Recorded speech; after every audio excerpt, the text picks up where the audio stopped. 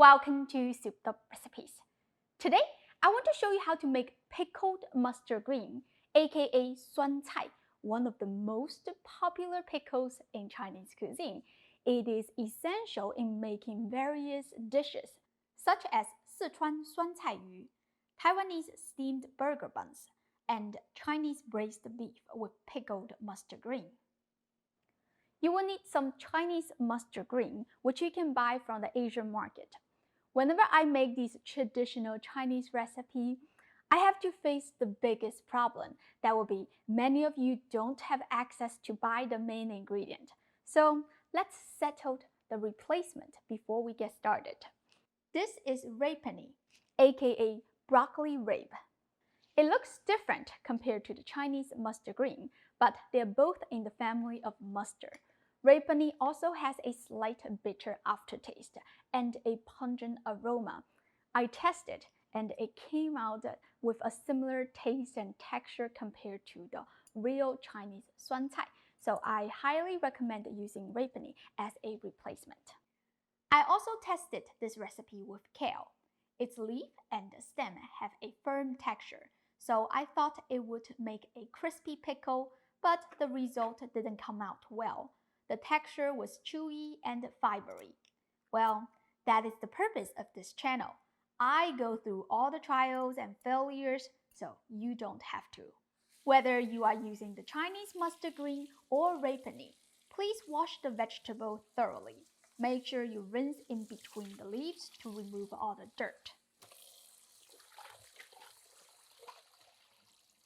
Discard the end of the mustard green. Cut each of them in halves. However, if you are using rapini as a replacement, you don't need to cut it because it is so much smaller. Place the mustard green onto a rack. If the weather is nice and sunny, you can put the mustard green outside and let it sun dry for 8 hours.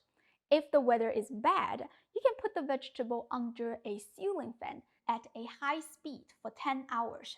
Or you can stick the vegetable into a dehydrator at 95 degrees Fahrenheit. Let it dehydrate for 6 hours. For those of you who are using rapini as a replacement, please decrease the time by half because they are much smaller. Before the mustard green is done dehydrating, we're going to bring a pot of water to a boil. Blanch the jars for 20 seconds. For your reference, the measurements I gave are enough to fill up 2 32-ounce mason jars. Make sure you do the lid and the glass weights if you have them. No need to dry the jars because we will fill them with water anyway. Now, let's check back on the mustard green. This is what we are looking for. The leaves are dry and wilted. The stems become slightly bendable. Weigh it with a scale. I used 2 pounds of fresh mustard green. After the dehydration, I have about 28 ounces left. Now, we're going to measure the salt, which should be 7% of the weight of the vegetable. In my case, it is 56 grams, about 2 ounces. Rub the mustard green with coarse sea salt. Make sure you use a big container with deep walls so you can do lots of kneading and rubbing without spilling everywhere. Also, open up the leaves so you can sprinkle the salt in between. This rubbing process will take about 10 minutes and it is the key to crispy pickled mustard green. When you see the surface of the vegetable becomes a bit moist, you can roll up the leaves and add it to the clean jars. It is better to put everything into one big jar, but I currently don't have a big jar for this, so I have to evenly split the mustard green and the salt in halves. I have done this many times, so I really don't need to weigh them. I just go with my eyes. However, if you want to be precise, you can use a scale.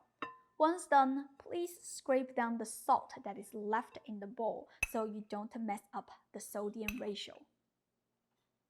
Fill the jars with water. I'm lazy, so I just use distilled water. But you can also boil some tap water and let it cool completely before pouring it into the jars. These glass weights are very useful. They can press the vegetables down below the liquid, which increase the chance of success. If you don't have them, that is fine too. You just have to be careful and don't contaminate the jars with any unwashed utensils. Let this ferment at room temperature for 15 days. During this time, you will see the color changing from green to brown. I like to place a tray under the jars because there will be some bubbles rising during the fermentation. Optionally, every 2 to 3 days, lightly untwist the lid to release the air, then tighten it again. Here is an example to show you that if you don't release the air, the pickling brine may overflow. This is 15 days later, and the pickled mustard green is done. Ah, that smells wonderful as soon as you open the lid. There's something special about pickles. They just make you drool instantly. I like to eat it straight out of the jar. It is addictively crunchy, delicious, and I love that distinct sour taste. Just can't get enough of it. Anyway, swancai is really not for snacking because it is quite salty. You're supposed to cook with it. I will link the recipes that uses swancai in the description. You can take a look and explore. I hope you give this a try soon. As always, the printable recipe link is in the description. Go check it out. Don't forget to like and subscribe to my channel for more easy and delicious Chinese food. Thank you for watching, and I'll see you next time. Bye!